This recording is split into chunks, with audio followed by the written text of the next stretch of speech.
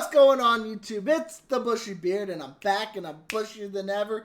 And right now, we got a little bit of a serious topic to talk about. As most of y'all know, I'm a vet. I was in the Navy. I was a corpsman, and I worked a lot with the Marine Corps as a medic. And I deployed with them to South Helmand Province in Afghanistan. So this is kind of my take on the whole Afghanistan situation that we have going on here. I'm just going to play this brief little clip, pause when I need to, and then I'm just going to give my take on it. And again, it's just my take. This morning is back up and running. Evacuation flights for U.S. Embassy personnel and contractors in full swing. Flights were stopped yesterday when tens of thousands of Afghans stormed onto the runways, desperate to leave, clinging onto aircraft, trying not to be left behind as the Americans pull out. U.S. troops found them. That's a sad sight. That's tough to see. Left behind as the Americans pull out. It really truly is. U.S. troops found themselves overwhelmed as they tried to clear the airport, firing warning shots. The Pentagon says American troops killed 2 armed Afghans, but some Afghans were able to get out. On one flight so full, it may have set a record for the number of people who can fit onto an American C-17. It's a lot of people. Afghans are running from the Taliban, now in full control, setting up checkpoints with the very weapons American taxpayers bought for the Afghan army. Not necessarily. Again, I'm going to give my full thoughts about it afterwards, but yeah. Which collapsed instead of fighting after the U.S. pulled out of bases and left them without air support. Today, the Taliban told Afghans they have nothing to fear.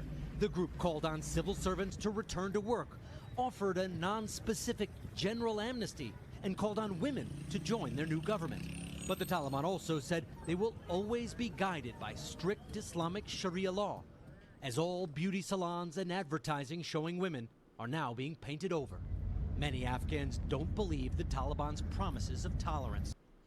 But can you blame them? They lived under the regime of the Taliban and Al-Qaeda for so long that past performance is the best prediction of future performance. Somebody should help me. Hasib, a translator for the U.S. military, is... And this is what really hurts me. This is what really hurts me. One of thousands in hiding this morning. Translators have been marked for death by the Taliban. That's what really hurts me. Hasib has no visa to the U.S. and no way of getting to the airport if he had one. We're not showing his face for his safety. Right now I am in Kabul, and Kabul is surrounded by the Taliban. I'm not safe here. This all the documents to prove that I was an interpreter. The Taliban are trying to show they're an open, legitimate government ready to engage with the world. Now they have to prove it to a skeptical and frightened nation. The Taliban have even offered to work with the government that they just overthrew. The question is, can they be believed? Hey, thanks for watching. So there's not gonna be any cuts. It's gonna be all raw. I don't really ever edit my videos unless I'm trying to do a vlog. But I think there comes a time. I say that we should pull out, but you know, over the history of the United States, every time we've gone into a country, we've kept some kind of presence. I don't think I would necessarily be against some kind of presence in Afghanistan. A lot of people wanted all of our troops home, and I can understand that. And I'm not necessarily against that. It's a double-edged sword for me, right? The people who risked their lives, the Afghanis who risked their lives to be interpreters, need to be treated with the utmost respect. I'm not going to waver from that. I knew interpreters that I worked with in Afghanistan that I hope are okay. I hope that they got visas to come to the United States because they literally put their lives, their family lives, everybody that they knew lives in danger by doing that, by helping us. And this could have been handled a whole lot better. 1,000 bazillion times better. I'm not against a withdrawal, but I'm not for a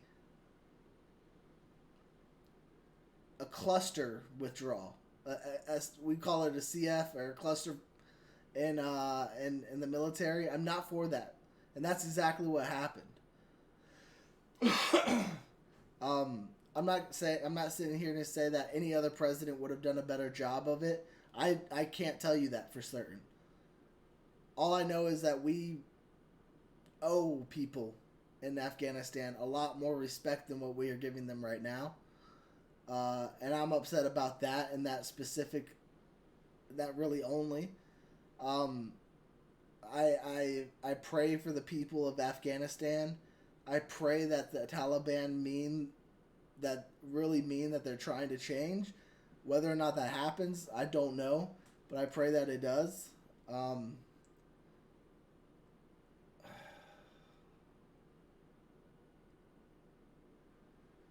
I'm not necessarily upset that we lost billions of dollars of military equipment. I think that's to be expected with the withdrawal. I don't think that part really upsets me. I understand the taxpayer money and things like that, and I can understand why that would be a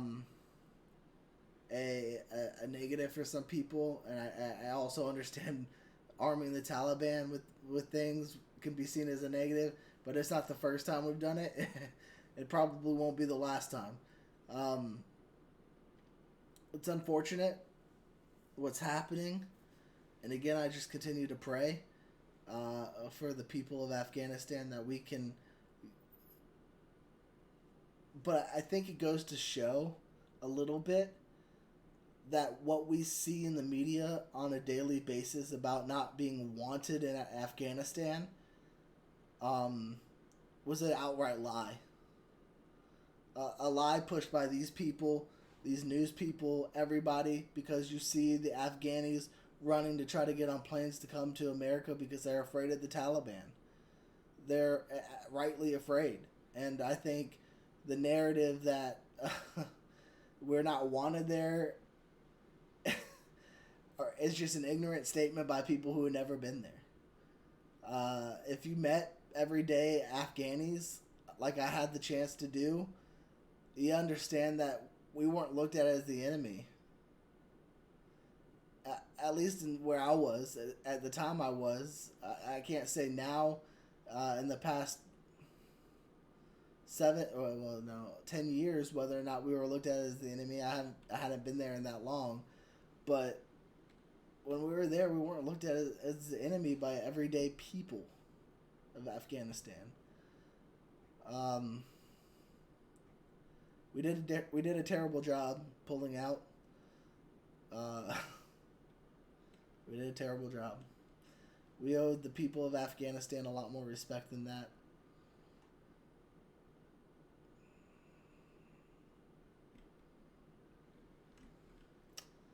But I'm also understanding that I'm semi-happy that our troops are coming home, that people aren't going to be needlessly...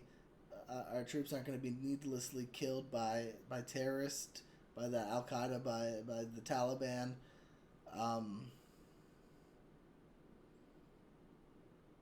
That part I'm happy about, but I also know we did a terrible job pulling out. We left the people of Afghanistan high and dry. We left our interpreters high and dry.